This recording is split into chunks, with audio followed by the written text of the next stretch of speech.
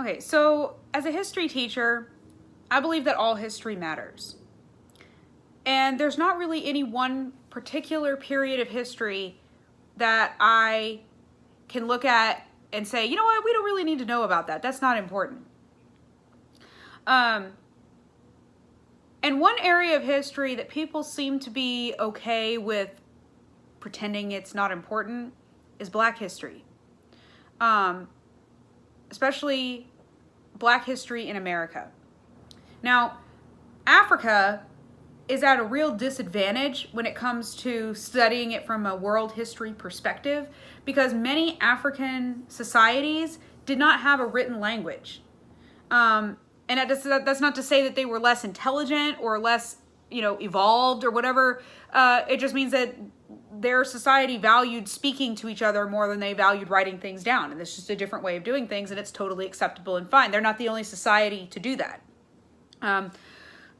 Many societies throughout history have had no written language. And one thing that all those societies have in common is that we know very little about them by comparison with societies that did have a written language and did write things down. For example, we have no idea why the Bantu migrations happened. We know that they happened, that over 1,000 years, hundreds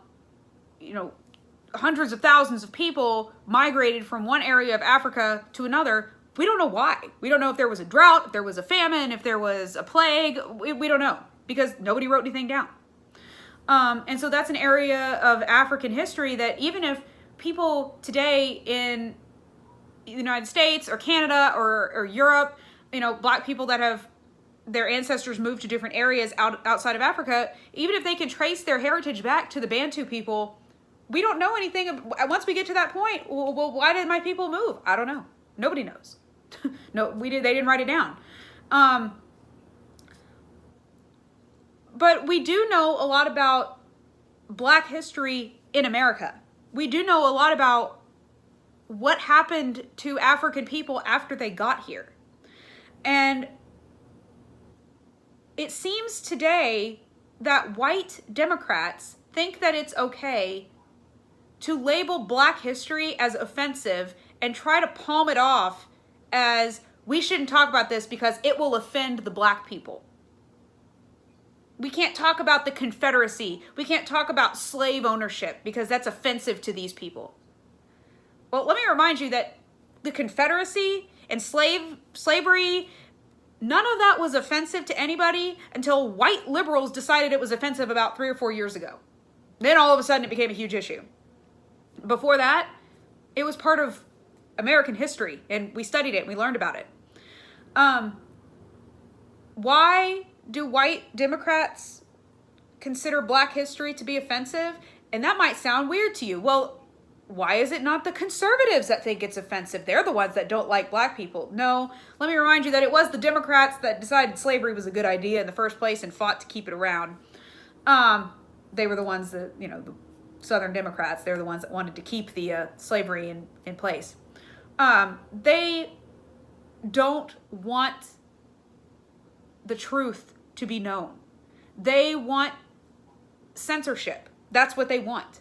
They're not going to call it that. They're going to come out and say, well, we don't want to talk about issues that might offend people.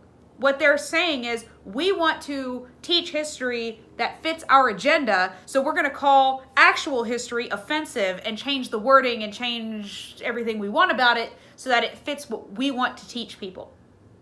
For example, my students that are 9th and 10th graders, I teach world history and world geography. Most of my students, when they get to my classroom, they think that slaves were captured by white people chasing them through the jungle with nets. You don't know how many times I have face palmed in my classroom when people say that to me. Wasn't that how slaves were caught? No, that's not how slaves were caught. Slaves were sold into slavery by African tribal leaders, either by their own leader who was trying to keep the Portuguese or whoever out of their area, or by a rival tribal leader who captured them during a conflict and said, here, you can have this dude because he's one of our enemies. You can have him. Okay? We all agree that slavery was bad, but it is important to understand what actually happened? I mean, most of these people they spent the majority of their lives, these slave traders, sailing back and forth between the Americas and Africa. You think those people would chase people through the jungle with nets? No. The Africans would outrun them anyway because they were more physically fit than a guy who spends his entire life sitting on on a boat. I mean, that's the way it is. When you live in an area where you've got you don't have roads and your entire existence is based on, hunting and gathering and running around, you're going to be more physically fit than the guy who has roads and has not spent his life hunting and gathering and running away from things or chasing after things or hunting things. Most people in this country believe that almost every white person in the South owned slaves. Again, not true. Slaves were very expensive. The average middle class family would not be able to afford a slave. Also, the majority of Southerners, white or black, or anybody in the South, was poor because it was a primarily agricultural society as opposed to up north where people were more industrialized and had more money. So the poor farmers that didn't own big plantations weren't able to afford slaves. So that means that the majority of Southerners actually did not own a slave. They may have, agreed that slavery was okay. That doesn't mean that they owned a slave. And that's an important differentiation to make. There are a great many people who believe that gay marriage is okay, but are not gay themselves. That's a differentiation to make. Just because somebody supports something doesn't mean that they're a part of that group. And I'm not defending those people or saying that they're better than those people who did own slaves. I'm just saying that not everybody in the South owned a slave, and that's an important thing to address. But this idea of we can't teach that because it's offensive is basically a slap in the face to every African American person today in our country that has ancestors that were slaves. This is white Democrats telling black people your history does not matter. Your history is offensive. We're going to change your history. We don't want people to know what actually took place. So we're going to pretend, we're going to call your history offensive, and we're going to rewrite it to fit our agenda. And all along, we're going to pretend like we're on your side so that you'll jump on the bandwagon with us. But that's not what they're trying to do. They are not trying to help black people. They are trying to cover up their own past. They are telling black people in saying, we shouldn't learn about your past. It's offensive. They are saying your past doesn't matter. But it does. Black history does matter. It matters a lot. It is American history. And their history is just as important as every other American person's history. My people came from Italy. Some of my people came from Ireland.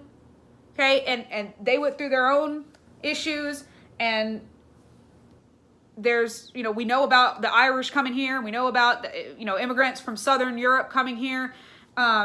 We know about, what happened with, the English came here, the Germans came here. We know about all none of that's offensive. Black people, we have to rewrite your history because your history is offensive. That's what the Democrats are saying.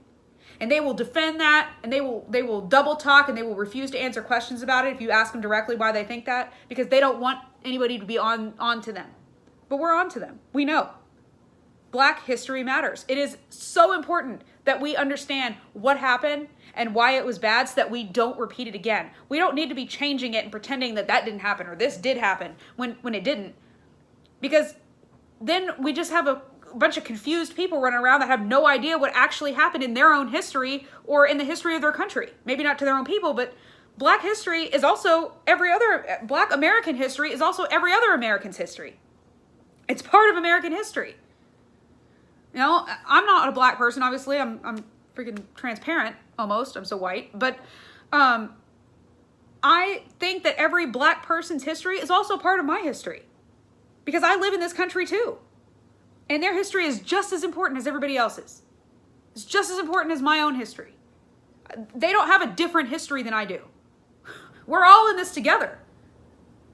And there's no part of any American history that is offensive. There's some parts that suck. There's some bad decisions that we've made. There's some things that we go, we shouldn't have done that, but it's not offensive, and we should never tell somebody that their history is offensive.